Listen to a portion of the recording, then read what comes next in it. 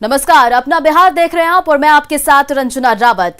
शुरुआत करेंगे बड़ी खबर से। बड़ी खबर पटना के फतुहा से आ रही है, जहां लोहे का पुल ध्वस्त हो गया है। तो बता दें कि फतुहा से बड़ी खबर, जहां लोहे का पुल ध्वस्त हो गया है। पटना के फतुहा में लोहे का पुल ध्वस्त हो गया है। भारी बारिश के कारण पुल ध्वस्त हुआ है। पुनपुन नदी पर बना लोहे का पुल धंस गया है। 136 साल पहले अंग्रेजों के जमाने में बना था पुल। पुल धंसने के बाद ट्रक भी पलटा है। तो पटना के फतुहा में लोहे का पुल ध्वस्त हो गया है। भारी बारिश की वजह के कारण पुल ध्वस्त हुआ है। पुनपुन नदी पर बना लोहे का पुल धंस गया है। 136 साल पहले अंग्रेजों के जमाने पर बना था पुल। पुल धंसने के बाद ट्रक भी पलट गया है। गाड़ी था जो गिर गया। अब ये पता नहीं कि कैसे गिरा है, लेकिन हमको लग रहा है कि ओवरलोड के कारण गिर गया है। और इस पुल पे परिचालन बहुत पहले से ही बंद था। ये पुल अंग्रेज के द्वारा बनाया गया था, शायद 1884 में ये पुल बना था। और ये कुछ दिनों से लगभग 10-15 साल से हम देख रहे थे कि परिचालन इस पुल पे बंद था। अब कैसे ट्रक घुसा, नहीं कैसा, कौन गाड़ी का परिचालन बंद था? ट्रक का या छोटी गाड़ी? बड़ी गाड़ी का, ट्रक बस का ये परिचालन बंद था। छोटी गाड़ी आती थी, कार वगैरह ये सब आता था, और वही ओवरलोड का गाड़ी के कारण ये पुल गिर गया। तो बड़ी खबर पटना के फतुहा से आ रही, जहां लोहे का पुल ध्वस्त हो गया है। पटना के फतुहा में लोहे का पुल ध्वस्त हो गया है। भारी बारिश के कारण पुल ध्वस्त हुआ है। बता दें कि पुनपुन नदी पर बना लोहे का पुल धंस गया है। 136 साल पहले अंग्रेजों के जमाने में पुल बना था। पुल धंसने के बाद ट्रक पलट गया है। बताते चले आपको कि इस पुल का उद्घाटन 136 साल पहले 1884 में किया गया था। स्थानीय लोगों ने बताया कि पिछले 25-30 सालों से इस पुल पर बड़ी गाड़ियों का परिचालन बंद था और पुल पर बड़ी गाड़ियों के लिए बैरियर भी लगाया गया था। लेकिन कुछ महीने पहले स्थानीय लोगों द्वारा बैरियर को हटा दिया गया और अनाधिकृत रूप से बड़ी गाड़ियों की भी परिचालन इस पर शुरू हो गई थी। पूरे मामले पर स्थानीय प्रशासन द्वारा इस पर कोई भी ध्यान नहीं दिया गया। नतीजतन आज हुई भारी बारिश के कारण पुल ने जवाब दे दिया।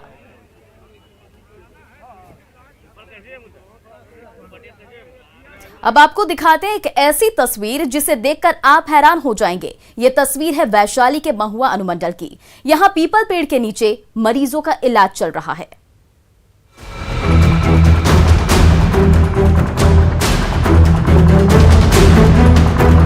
पीपल के पेड़ से लटकती रस्सी, रस्सी से लटकती सिलाइन की बोतल, खाट पर लेटा मरीज, मरीज को चढ़ाया जा रहा पानी। जी हाँ, यही है झोला छाप डॉक्टरों का सदर अस्पताल। हम आपको इलाज करने वाले झोला छाप डॉक्टरों को भी दिखाते, लेकिन वो तो न्यूज़ 18 के कैमरे को देखते ही 9-2-11 हो गए, यानी मरीजों को छोड़कर भाग गए। अब देखिए वो पर्चियां जिन पर 41 लोगों के नाम लिखे हैं। ये वो सभी लोग हैं जिनकी पिछले 1 महीने में मौत हो चुकी है। जी हाँ, गांव वालों का दावा है कि यहाँ पिछले 1 महीने में 41 लोगों की मौत हो चुकी है। और यह हॉस्पिटल का चारों तरफ से ताला लॉक है।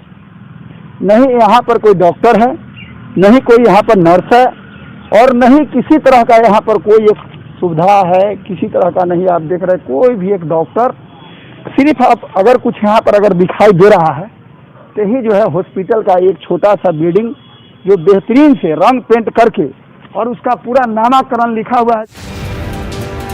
ऐसा नहीं है कि इस गांव में अस्पताल नहीं है, इस गांव में भी अस्पताल है। ठीक वैसा ही अस्पताल जैसा देश के दूसरे गाँवों में होता है, यानी अति प्राथमिक स्वास्थ्य केंद्र, जिस पर हमेशा ताला ही लटका रहता है। ऐसा होना स्वाभाविक ही है, क्योंकि यहाँ ना तो डॉक्टर आते हैं और ना ही कोई दूसरे स्वास्थ्य केंद्र। लोकल डॉक्टर लोग वही लोग करता है, लेकिन सरकारी कोई यहाँ कोई व्यवस्था है नहीं। लोग आ जाते हैं तो हम लोग किस तरह उठा करके ले जाते हैं, इलाज करवाते हैं, लेकिन ऐसा कोई व्यवस्था यहाँ नहीं है। न कोई यहाँ पर गाड़ी घोड़ा एम्बुलेंस का कोई व्यवस्था है, न कोई दवा दारू का व्यवस्था है, और न कोई यहाँ व्यवस्था नहीं। इसका पोजीशन देख लीजिए, माने हॉस्पिटल का जो क्या दुर्दशा हॉस्पिटल का है। चारों तरफ से जंगल बिखरा हुआ है। ऐसे में यहाँ झोला छाप डॉक्टरों की चांदी ही चांदी है। वो इसी तरह पीपल के पेड़ के नीचे अस्पताल सजाते हैं, इसी तरह मरीजों को पानी चढ़ाते हैं। जब भगवान की भरपूर कृपा होती है, जब पीपल से मरीजों को भरपूर ऑक्सीजन मिलता है, तब कभी कभी कोई मरीज बच भी जाता है। इसे बद इंतजामी मत कहिए, ऐसा कहकर बद इंतजामी का मजाक मत उड़ाइए। भगवान भरोसे रह रहे लोगों के लिए यही एकमात्र इंतजाम है, यही व्यवस्था है जिसकी कल्पना शायद इस देश को बचाने वालों ने कभी नहीं की। न्यूज़ 18 के लिए वैशाली से राजीव मोहन की रिपोर्ट। और इधर मुंगेर में लॉकडाउन के दौरान शादी समारोह का एक वीडियो वायरल हो रहा है, जिसमें लोगों ने लॉकडाउन की गाइडलाइन की जमकर धज्जियां उड़ाई। ये तस्वीर हवेली खड़गपुर की नाकी पंचायत की है। शादी में सरकारी आदेश के विपरीत बड़ी संख्या में लोग शामिल हुए। लॉकडाउन के दौरान शादी में डीजे पर पाबंदी है, लेकिन लोगों ने डीजे के धुन पर जमकर ठुमके लगाए। सोशल डिस्टेंसिंग की बात तो दूर, किसी ने अपने चेहरे पर मास्क भी नहीं पहना था।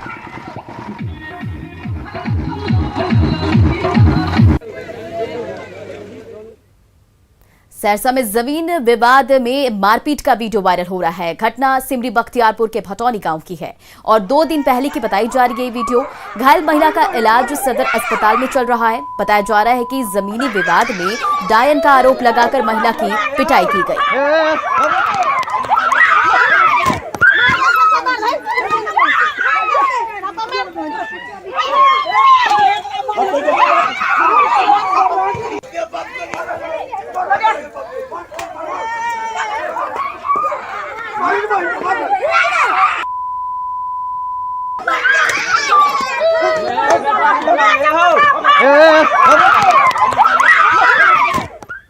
दरभंगा के डीएमसीएच में ब्लड बैंक में खून का सौदा करने वाले एक शख्स को स्थानीय लोगों ने पकड़ा और उसकी जमकर पिटाई की। जब उसने अपना जुर्म कबूला तो लोगों ने उसे कान पकड़कर उठक बैठक भी कराया। जिस युवक की पिटाई की गई उसका नाम शिव कुमार कामत बताया जा रहा है, जो एक संस्था के लिए काम करता है। एक मरीज के परिजनों ने उसे 13,000 रुपए में 1 यूनिट खून का इंतजाम करने को सौदा किया था। बाद में आरोपी को पुलिस के हवाले कर दिया गया। कितना बोला? 13,000 बोला। 13,000 में तुम बोला था ना? नहीं पैसा तुम सब बोल दो, छोड़ देंगे, इधर देंगे। तुम सच बोलो तो बड़ा काम करता। यार पेपर सैंपल निकाल, पेपर सैंपल निकाल। और लॉकडाउन के दौरान किसी को भूखा ना रहना पड़े, इसके लिए सामुदायिक किचन चलाए जा रहे हैं। नवादा शहर में 2 सामुदायिक किचन चल रहे हैं, जहां हर दिन औसत 100 लोग खाना खाने पहुंच रहे हैं। नवादा के सामुदायिक किचन का जायजा लिया न्यूज़ 18 के संवाददाता अनिल विशाल ने। बिहार में गरीब असहाय लोग को सबसे ज़्यादा खाने की समस्या इस पूरे लॉकडाउन के दौरान हुई और उसी को देखते हुए मुख्यमंत्री ने बिहार के सभी जिलों में सामुदायिक रसोई खोलने की घोषणा की और इसके तहत राज्य के सभी जिलों में सामुदायिक रसोई घर की शुरुआत कर दी गई है। इस वक्त हम मौजूद है नगर के मध्य विद्यालय में, जहाँ पे आप देख सकते हैं कि कम ही संख्या में लोग यहाँ आए हैं और हम दूसरी तरफ आपको तस्वीर दिखाएंगे किचन की। आप देख सकते हैं किस प्रकार से यहाँ पे जो भी तैयारियाँ थी वो पूरी कर ली गई है। यहाँ पे आप देख सकते हैं चावल बनकर तैयार है, दाल में भी छौंक लगा दिया गया है और सब्जी बिल्कुल तैयार है। तो जो खाने की जो प्रक्रिया थी वो पूरी कर ली गई है और अब बस कुछ ही पल में इन सभी खानों को लोगों के बीच में परोसा जाएगा और यहाँ पर जो लोग आ रहे हैं उनके बीच में यह खाना दिया जाएगा। आप इस तरफ देख सकते हैं सलाद भी लोगों के लिए कट के तैयार है। तो जो बिहार के अलग अलग जगहों से जो तस्वीर आ रही थी कि खाने के लेकर जो लोगों के बीच में अफरा तफरी हो रही थी, नवादा में उसकी स्थिति कम है। क्योंकि हम नवादा शहर की बात करें तो यहाँ पे कई समाजसेवी संगठनों के द्वारा खाना खिलाने का काम किया जा रहा था, जिस कारण यहाँ पे थोड़ा सा भार कम है। संचालिका है, उनसे हम जानते हैं। बताइए क्या क्या यहाँ पे द्वारा किया गया? यहाँ पे हम लोग बनवा रहे हैं दिन के खाने में दाल चावल सब्जी सलाद अचार और रात के खाने में रोटी सब्जी अचार। और मजदूर लोग आते हैं यहाँ खाते हैं, मतलब दोनों टाइम मिला करके यहाँ पे 50 लोग खाना खा लेते हैं। सब खाना खा के सब संतुष्ट है। हमारे यहाँ का खाने का यहाँ का बड़ाई करके जा रहे हैं जो खा रहे हैं लोग बोल रहे हैं कि खाना बहुत अच्छा बनता है और खा के जाते हैं। जैसा कि आपने सुना कि यहाँ पे जो भी लोग आ रहे हैं वो खाना खा के संतुष्ट होकर जा रहे हैं। तो जो अन्य ज़िलों में जो तस्वीर जो आ रही थी वो तस्वीर नवादा में नहीं देखने को मिल रही है। अनिल विशाल, न्यूज़ 18 नवादा। कटिहार रेल मंडल में ऑक्सीजन के क्षेत्र में आत्मनिर्भर बनाने की कवायद शुरू कर दी है। कटिहार रेल अस्पताल में ऑक्सीजन प्लांट की स्थापना की जा रही है। कोरोना काल के दौरान ऑक्सीजन क्राइसिस से सीख लेते हुए अब कटिहार रेल मंडल भी ऑक्सीजन प्लांट लगाने की तैयारी कर चुके हैं। एनजीपी बंगाल के रेल अस्पताल के साथ साथ कटिहार रेल अस्पताल में भी अब ऑक्सीजन प्लांट लगाने की तैयारी हो चुका है। रेलवे के एडीआरएम ने इसकी पुष्टि करते हुए बताया कि 500 लीटर प्रति मिनट का ये प्लांट बहुत जल्द इंस्टॉल हो जाएगा, ताकि आगे आने वाले दिनों में जब भी कभी ऑक्सीजन क्राइसिस की स्थिति हो तो रेलवे अस्पताल में ही खुद अपना ऑक्सीजन की व्यवस्था रहे। ताकि ये जो बड़ा इलाका है ये रेलवे का एक बहुत बड़ा इलाका है, और क्योंकि कटिहार रेल मंडल का डिविजनल कार्यालय के साथ साथ बड़ा रेलवे जोन है, इसलिए ये जो घोषणा है ये अपने आप में एक बड़ा घोषणा है। चूंकि कोरोना काल के दौरान ऑक्सीजन क्राइसिस की जो संभावना बना था, आगे ऐसा स्थिति ना हो इसके लिए रेलवे की यह तैयारी वाकई बेहद खास है। सुब्रत, न्यूज़ 18 कटिहार। दरभंगा के कवेटी में एक निजी स्कूल में कोविड केयर सेंटर के तहत 10 बेड का आइसोलेशन केंद्र खोला गया है, जिसमें मरीजों के लिए ऑक्सीजन सिलेंडर के साथ साथ सभी सुविधाएं मौजूद है। देखिए संवाददाता विपिन कुमार दास की ये रिपोर्ट।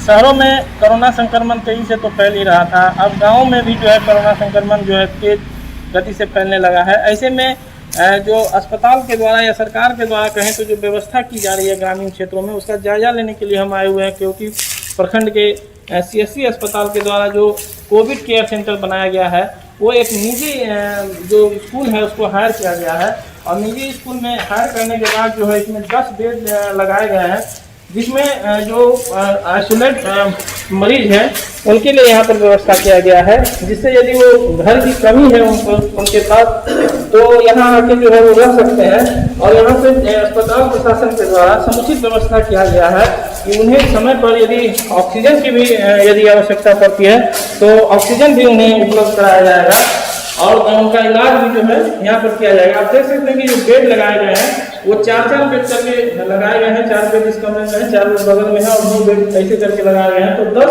बेडों की यहाँ पर व्यवस्था की गई है। हमारे साथ डॉक्टर भी हैं। व्यवस्था नहीं है तो उसके लिए यहाँ रखा गया है, जैसे आइसोलेशन होम के जैसा। अभी तक कितने पेशेंट आए हैं, क्या स्थिति है केवटी में कहें कोरोना का? तो क्योंकि देखिए कोई जगह ऐसा बचा नहीं, लगभग गांव-गांव में कुछ न कुछ केस हैं ही। विपिन कुमार, न्यूज़ 18 दरभंगा। कोरोना काल में मुंगेर का जन औषधि केंद्र लोगों के लिए वरदान बना हुआ है, जहां लोगों को जरूरत की सभी दवाएं कम कीमत पर मिल जाती है। कई दवाएं जो दूसरी जगहों पर उपलब्ध नहीं है यहां उपलब्ध कराया जा रहा है। यही वजह है कि यहां लोगों की काफी भीड़ देखी जा रही है। जन औषधि केंद्र का जायजा लिया न्यूज़ 18 के सहयोगी अरुण शर्मा ने। मैं इस वक्त मौजूद हूं सदर अस्पताल के प्रधानमंत्री जन औषधि केंद्र में। ये जो कोविड का समय है, कोविड के समय में जो दवाइयों की जो महंगाई है काफ़ी बढ़ गई। जो मल्टीविटामिन टेबलेट है या जो अन्य दवाइयाँ होती हैं उनकी कीमत अन्य जगहों पे काफ़ी ही ज़्यादा है, लेकिन यहाँ पे जो है उन दवाइयों की कीमत बहुत ही ज़्यादा कम है, जिससे आम लोगों को काफ़ी बेनिफिट है। खासकर ऐसे लोगों को जिनके पास उतने पैसे नहीं है कि वो 100-200 की भी टैबलेट ले सके, लेकिन यहाँ पे वो टैबलेट उनको 5 रुपया, 6 रुपया, 20 रुपया में मिल जाते हैं। आप देख सकते हैं कि जो ये अपने मकसद में बिल्कुल ये कामयाब है। ज़िले के लिए ये एक माना जाए तो एक वरदान साबित हुआ है। अभी के समय में जहाँ पे दवाइयों का जो काला बाजारी होता है या दवाइयों को काफ़ी महंगे दामों में बेचा जाता है, मल्टीविटामिन की बात कहें तो वो स्टॉक से ही ख़त्म हो जाता है, उसके बाद जो उसकी कीमत है काफ़ी बढ़ जाती है। लेकिन यहाँ पे वही मल्टीविटामिन जो लोगों को काफ़ी ही कम कीमत में मिलता है, ताकि वो कोविड से जो जंग है वो जीत। यहाँ आए हैं, आने के बाद हमको मार्केट से बहुत सस्ते में दवाई मिला है और हम अक्सर दवाई यहीं चले जाते हैं। कितने कम है मार्केट जो दवाइयों की दवा? हमको लगता है लगभग मैंने 40% कम में। जन औषधि केंद्र पर गरीब से गरीब आदमी भी अपना दवा ले सकते हैं। जो मल्टीविटामिन की दवा हम बाहर में 150 रुपये में खरीदते हैं, वो दवा यहाँ 30 रुपये 35 रुपये में मिल जाता है। तो बहुत ज़्यादा बचत दे दें। जैसे कि हमारे यहाँ से मात्र 30 से 40 रुपया में कोविड का टोटल सेट ही लोगों को उपलब्ध हो जाता है और लोग उसको अपने घर पे रख रहे हैं। जैसे बाजार में तो उस किट की कीमत कम से कम 300 रुपया हो जाएगी। अभी जैसे कि आप जान लीजिए मल्टीविटामिन जन औषधि उपलब्ध करा रही है मात्र 30 रुपया में। इसका प्राइस आपका मार्केट में हो जाएगा 150 रुपया। अभी आपके यहाँ विटामिन बी कॉम्प्लेक्स जो है वो मात्र 8 रुपये पत्ते में आपको कराया जा रहा है उपलब्ध, जिसका कीमत मार्केट में 30 रुपया हो जाएगा। तो 90% तक लोगों को यहाँ पर लाभ मिल रहा है और गरीब से गरीब तबके के लोग जो हैं यहाँ से दवा लेकर के अपने घर में रख रहे हैं। 6 रुपया में पैरासीटामोल यहाँ आ जाता है एक स्ट्रिप। तो लोगों को अब खल नहीं रहा है, बहुत सस्ते दरों पर लोगों को दवाइयाँ उपलब्ध हो रही है। जीवन रक्षक दवाएं जो है कोरोना काल में लोगों के लिए वरदान साबित हो रहा है। आपने देखा कि जो लोग जो है वो भी दवाइयाँ लेने आए, तो उनका भी कहना था कि यहाँ पे काफ़ी कम दामों में दवाइयाँ मिल जाती, तथा यहाँ पे जो भी है उनका भी कहना है कि जो लोग आते हैं चाहते हैं कि कम दामों में उनको यहाँ से दवाइयाँ मिल जाए, ताकि जो कोविड का समय है उस जंग में वो लोग भी विजय हो। अरुण शर्मा, न्यूज़ 18 मुंगेर। लॉकडाउन में अगर सबसे ज्यादा परेशानी मजदूरों को हो रही है, उनके लिए ना तो काम है और ना ही रोजी रोटी की व्यवस्था। पिछले लॉकडाउन में ऐसे कई लोगों को सरकार ने मनरेगा के तहत काम दिया था, लेकिन 1 वर्ष के बाद भी उन मजदूरों को मजदूरी का भुगतान नहीं किया गया है। इस बारे में बांका के और ज्यादा जानकारी दे रहे हैं न्यूज़ 18 के संवाददाता नागेंद्र द्विवेदी। अभी हम बांका जिला के रजौन प्रखंड के सुहानी गांव में हैं और हमारे पीछे जो खड़े हैं मनरेगा के दर्जनों मजदूर हैं, अपने हाथ में मनरेगा जॉब कार्ड लेकर। जॉब कार्ड पे बहुत लुभावना नारा लिखा हुआ कि मनरेगा का अधिकार सबको मिलेगा रोजगार हाथ में लिए हैं। पिछले लॉकडाउन के दौरान इन लोगों को काम तो ज़रूर मिला, लेकिन काम करने के बाद आज तक 1 साल बीतने के बाद भी इन लोगों को 1 पैसा नहीं मिला। इन लोगों का कहना है कि जब पैसे की मांग की जाती है तो बोला जाता है कि पैसा आएगा तो मिलेगा। इन्हीं लोगों से जानते हैं कि आखिर क्या बात है। कब आप काम किए थे और क्या हुआ था? अगले बार लॉकडाउन में हम लोग काम किए हैं और दूसरा लॉकडाउन आ गया है। बहानाबाजी प्यारस कर रहा है कि पैसा नहीं आया है, अगर पैसा आ जाएगा तो हम दे देंगे। तो क्या हुआ है? मेरा भी 5-7 पैसा नहीं मिला है साल भरी से। अगले अति में लॉकडाउन में किए थे, दूसरा लॉकडाउन आ गया, अभी तक पैसा नहीं मिला है। काम करने से क्या फायदा? मेरे साथ वही हुआ है जो सब लोग के साथ हुआ है। क्या क्या किए थे काम? तुम दाल खुदाई किए थे। अच्छा, कितने लोग थे? टोटल थे 50-60। जैसे आपके द्वारा पता चल रहा है कि पिछले लॉकडाउन का भी पैसा अभी तक नहीं मिला है, तो हम इस बाबत जो है तो इनसे पीओ से बात करेंगे क्यों नहीं भुगतान हुआ है अभी तक। इन मजदूरों की बात मानी जाए, इसमें स्थानीय मजदूर के साथ साथ प्रवासी मजदूर हैं। 3 लोगों का कहना है कि पिछले लॉकडाउन का पैसा नहीं मिला है, इसलिए अगर इस बार लॉकडाउन में काम करने के लिए बोला भी जाएगा तो काम करने में डर लगता है, क्योंकि काम करने के बाद भी इन लोगों को पैसा नहीं मिलता है। इसलिए ज़रूरी है कि स्थानीय प्रशासन ध्यान देकर जो गरीब मजदूर काम किए हैं उनके पैसे का भुगतान कराया जाए। Nagendra, news 18 network, Banka. इधर जम्मू में कुछ ऐसे लोग आ गए हैं जो ऐसे लोगों की मदद कर रहे हैं जिनको रोटी की जरूरत है। समाज सेवी संगठनों की ओर से ऐसे लोगों को खाना मुहैया कराया जाता है। देखिए संवाददाता केसी कुंदन की रिपोर्ट। वैश्विक महामारी कोरोना से बचाने के लिए बिहार में लॉकडाउन है और लॉकडाउन में स्थिति में वैसे गरीब जो मजदूर हैं और जो हर दिन कमाकर खाने वाले इंसान हैं, उन लोगों के साथ कोई समस्या ना हो, खास करके खाने को लेकर। उस स्थिति में जमुई के कई लोग ऐसे हैं जो बाहर निकलकर मदद का पहुंचा रहे हैं और मदद पहुंचा रहे हैं उन गरीबों को, असहाय को, जिनके पास कोई खाने का सामान नहीं है। यहाँ पर ऐसा हालात है कि क्या ऐसे लोग हैं जिनको राशन कार्ड भी नहीं है। ऐसे में देख सकते हैं कि उनके घर जो सूखा अनाज है वो पहुंचाया जा रहा है, उनको दिया जा रहा है। अभी कौन रोजगार? अभी खाने होने का दिक्कत हो रही है। बहुत तकलीफ। क्या दिक्कत हो रही है? वो चीज के सब सारी चीजें की तकलीफ, खाली पानी छोड़ के। हमारी संस्था समग्र सेवा लगातार एक सप्ताह से वैसे परिवारों को चयन करके जिनके घर में खाने के लिए कोई भी अनाज नहीं है। पहल है, हाँ, समग्र सेवा के द्वारा जो किया जा रहा है ये अच्छी पहल है। इससे गरीबों को बहुत फायदा मिल रहा है, हाँ, बहुत राहत मिल रहा है। अगर बाहर मदद करते हैं तो जाहिर तौर पर जो वैश्विक महामारी की लड़ाई जो लड़ी जा रही है उस पर हम सफलता पाएंगे। केसी कुंदन, न्यूज़ 18 जमुई।